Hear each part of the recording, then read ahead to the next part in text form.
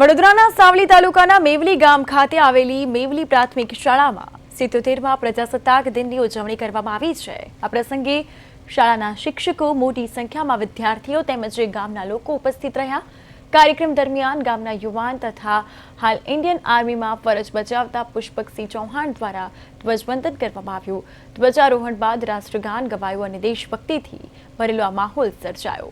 શિક્ષકો દ્વારા પ્રજાસત્તાક દિનનું મહત્વ સમજાવવામાં આવ્યું તેમજ દેશ માટે સેવામાં રહેલા જવાનો પ્રત્યે ગૌરવ વ્યક્ત કરવામાં આવ્યું। મેવલી પ્રાથમિક શાળામાં ફ્લેગ હોસ્ટિંગનું આયોજન કરવામાં આવ્યું હતું।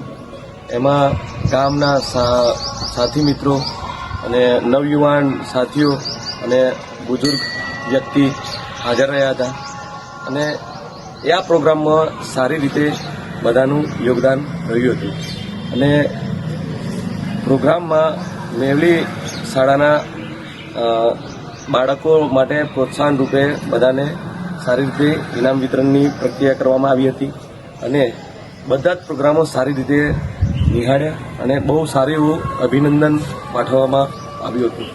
એટલે આ પ્રજાસત્તાક દિન નિમિત્તે મને એવી સારી એવી તક મળી કે હું ફ્લેગ હોસ્ટિંગમાં સામેલ થયો।